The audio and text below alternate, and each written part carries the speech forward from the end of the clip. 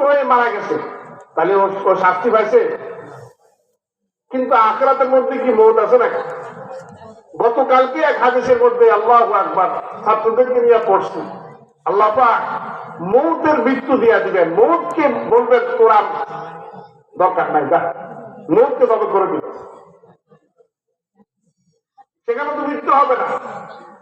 দুনিয়াতে অনেক সময় যে সাজার রায় দিয়েছে সে দেশ ছাড়ে পালা গেছে, এরকম ঘটনা করে না?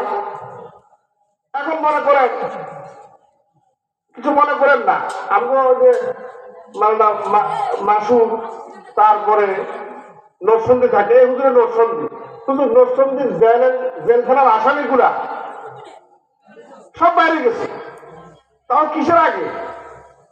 মানে দেশে যখন গন্ডগোল চলতেছিল, হ্যাঁ, এখনো কোন বিচারক পদত্যাগ করে না, বা প্রধান যে দেশের সর্বোচ্চ ক্ষমতা যার কাছে সেও দেশ ছেড়ে যায় নাই, তখনও খালি পরিস্থিতি একটু ঘোরাতে হয়েছে। নরসন্দী জেলখানার সমস্ত আসামি জেলের জাল ভাঙে বের হয়েছে। এই কথা পত্রপত্রিকা আসছে, দেখেন না তোমরা? বের হয়ে গেছে।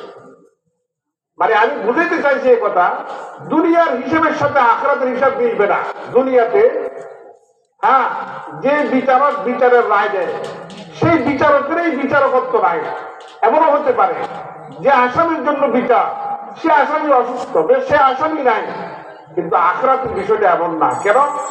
আল্লাহু লা ইলাহা ইল্লা হুয়াল হাইয়ুল কাইয়্যুম। আল্লাহ পাক রব্বুল আলামিন আগে যেমন ছিলেন এখনো তেমন আছেন, অনাদি চিরকাল তেমনই থাকবেন। কথা ঠিক না ঠিক? আল্লাহ পাকের সাথে কোনো ক্ষয় লয়ের সম্পর্ক নাই।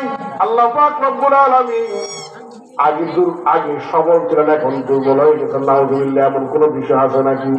ভবিষ্যতে আল্লাহ পাক নাও থাকতে পারেন, নাউযুবিল্লাহ। এরকম কোন সম্ভাবনা আছে? আল্লাহ পাকের রাজত্ব আরেকজন নিয়ে যাবে, এমন কোন সম্ভাবনা আছে?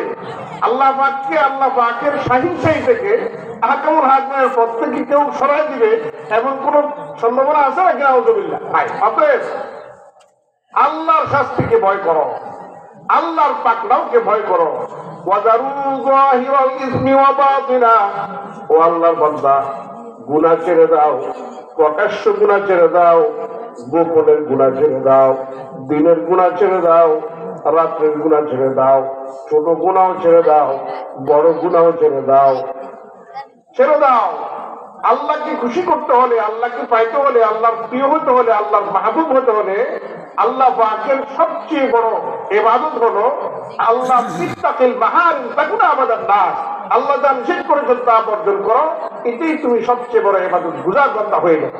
আল্লাহ পাক আমাদের সবাইকে গুনাহ ছেড়ে দিয়ে নাফরমানি বর্জন করে ইবাদত কম করতে পারি, বেশি করতে পারি, আল্লাহ পাকের ওলি হওয়ার তৌফিক দান করুক। আমিন। ওয়া আখিরু দাওয়ানা আলহামদুলিল্লাহি রাব্বিল আলামিন। ভাই, কথা বললে তো অনেক বলা যাবে।